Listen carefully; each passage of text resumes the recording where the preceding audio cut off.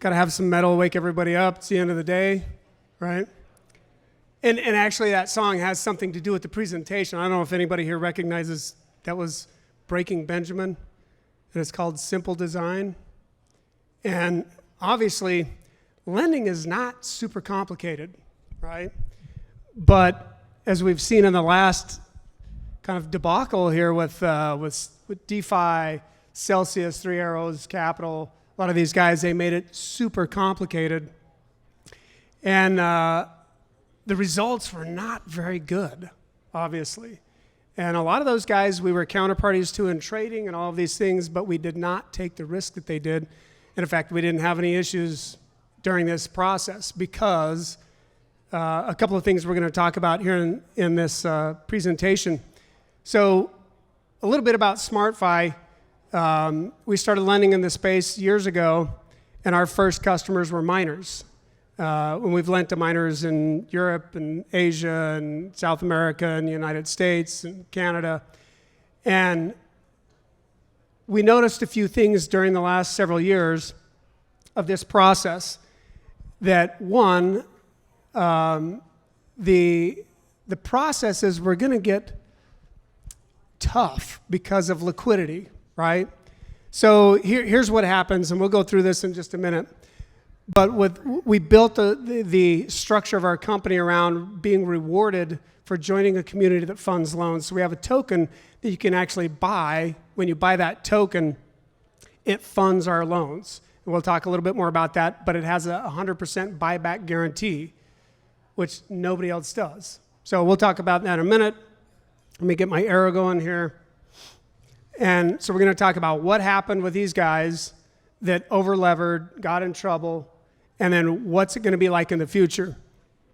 So the combination of DeFi and crypto lenders was a little kind of it's a confluence of too much risk, right? And excessive growth. So when you think about, is it ever a bad thing to grow too fast? Yeah, definitely.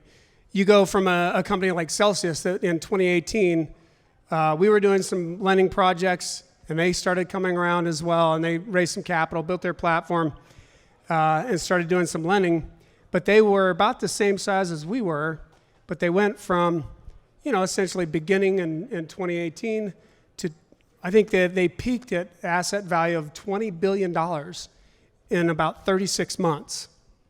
So if you have an issue where you need to stop out a loan or stop out some risk with Bitcoin because you're lending against Bitcoin and the price is falling rapidly, where do you go to sell $20 billion worth of Bitcoin to stop out the risk?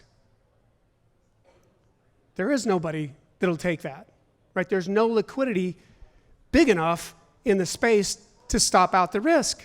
So effectively what happens is it starts going negative, right? So those are some of the things that we're facing those guys, and they couldn't stop taking the money or the crypto, right? And they were paying out. They always paid. We watched because we marked our prices against theirs and other groups, but they were always marking 2% above everybody else when they were paying out their coin interest accounts. So when they as they took in those assets, they had to go to riskier and riskier propositions, right? DeFi, Luna, all these other projects, right? They were taking place because they had to still return it, and it started becoming a little bit like a Ponzi scheme, right? So there are always bad actors in a space because they can't say no, right?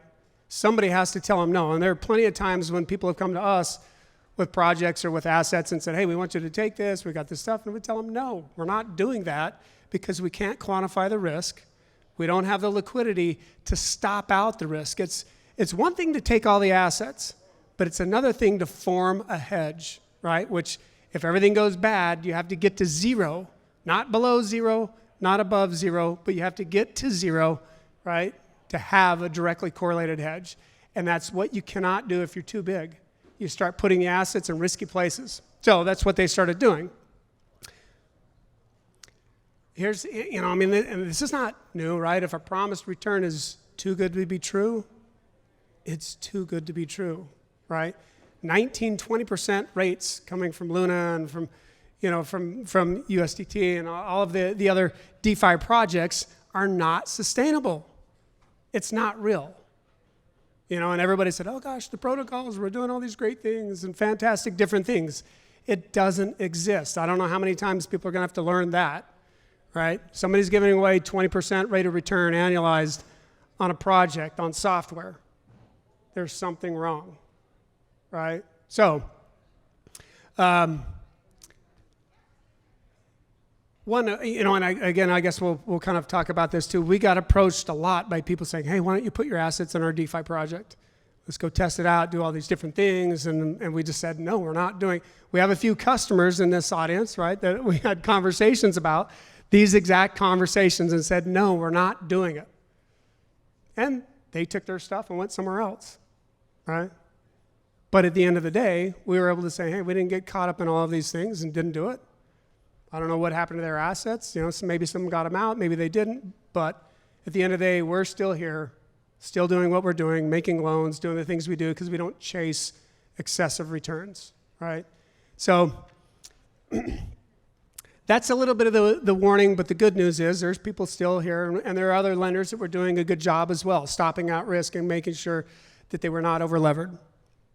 I want to talk to you just briefly about how we do what we're doing, why do we do it, and kind of this innovation that we made, right? This innovation that we have in a token that has a buyback guarantee. When everybody hears this, it's almost like a product that's too hard to sell because, again, when we talked about too good to be true, people think that that's too good to be true, but yet they'll go chase a 20% rate of return annualized interest and believe that, but not believe that a token will have a buyback guarantee.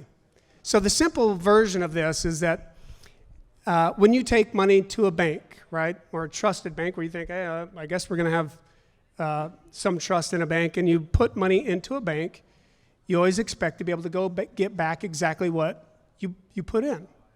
But what do they do with the assets? They lend, right? And in some cases, DeFi protocols were doing the same thing. But the difference was they were putting these assets in trading propositions, right? Or basically a thesis that said high-frequency trading was sustainable. It's not, right? And the reason is you have to slow down the train when it starts to come off the tracks, right? And there's no way to do that in a protocol. There's not enough assets, there's not enough decision-making, and all of these other things that go into the process. And so in this process, what we do, we're actually making loans from crypto to the real world in some cases. We had about 1/3 of the portfolio in real estate and in equipment loans. We started doing this last year, which when all of this was coming off the rails 6 weeks ago, did the guy that borrowed the money for his tow truck still show up to work the next morning? Yeah. And he still towed cars. He still had cash flow. He still was doing the same things that he was doing, right? And that is a big difference between a DeFi protocol and a real world business that it slows down. You can't grow fast. You can't go from 0 to $20 billion in 36 months. But at the same time, you don't go from whatever you're at to 0 in 2 weeks, right? Big difference.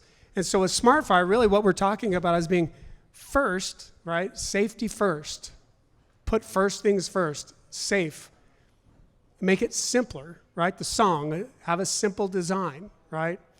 And with doing those things, then we can offer buyback guarantees, just like when you go to a bank and you deposit money, you expect to be able to go back the next day and get the money back, or whenever you're going to go get it back. And that's really what we've structured with the token. But it combined the ability of the networking effect with the token. So the token can actually go up in value, but we give a guarantee that if it goes down below whatever price you bought it for, you bring it back to us after a year, right? There's a lockup period in that part, but after a year, you bring it back to us and we'll buy the token back from you for exactly what you bought it for. Because we're not buying Ferraris, We're not building our platform or software with raising a token or any of those kind of things. We're just making loans, simple and straight like a bank does, right? But we're also requiring the right amount of collateral. We're also putting together a structure that is safer in this process so that you have the ability to come back and get the token or buy back. We'll do either one of those things, right? So it's kind of the best of fiat banking and the best of the cryptocurrency world. I want to talk about portfolio diversification. When everything is locked up in a trading protocol, you have no diversification, right?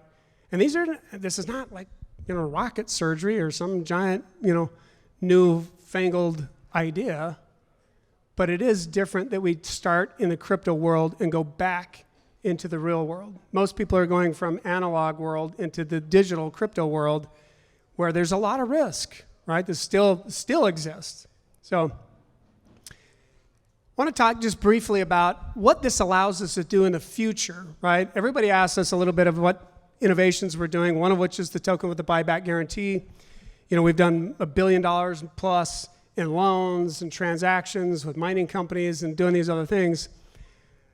But we're building a process, and you'll see this at the first of next year, that does utilize what we think is the appropriate use of DeFi, which is you can mine the interest from our loans, right?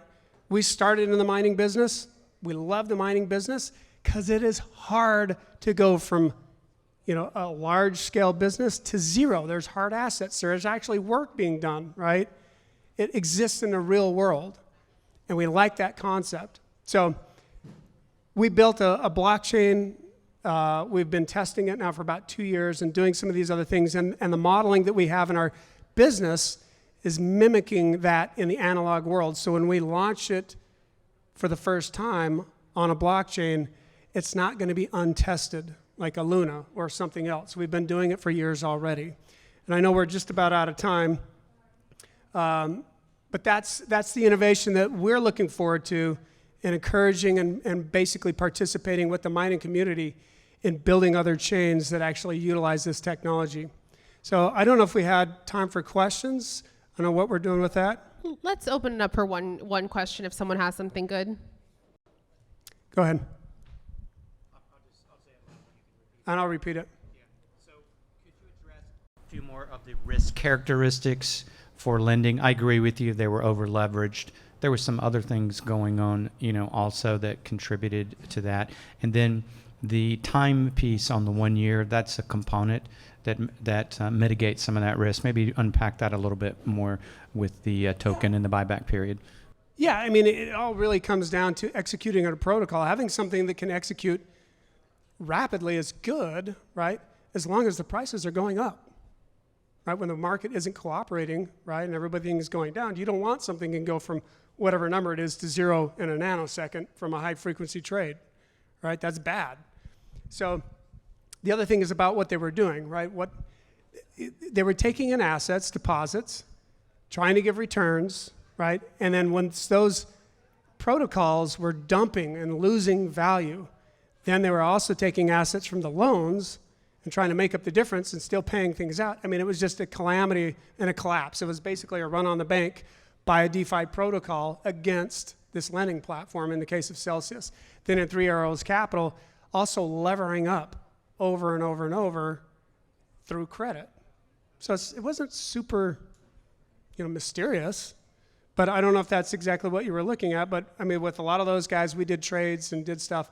We stopped trading with them about a month into all this stuff because we could see that. And we were hearing things. It's probably what most people don't hear that we get from the counterparties because we're talking to their trade desk and we can hear and we see the behavior, right? When they start asking us for different kind of deals and start giving us different rates, we're saying, why? What's the motivation behind this? and you start to recognize somebody's in trouble, right? So you cut it off. But I know we're way over time. So Thank you very much, you guys. I think it's really important to look into people that have been around for the long haul and still are able to continue to stick around, especially during bear markets, especially doing what you guys do, providing loans. Definitely a lot of these loan companies went under. And a lot of people look at Bitcoin and they look at Bitcoin as a super risky asset. And maybe it is in comparison traditional stock stuff. But with you guys and what you're doing, you really take that risk away from the end user. So that's awesome. You guys give it up Thank for you. Aaron.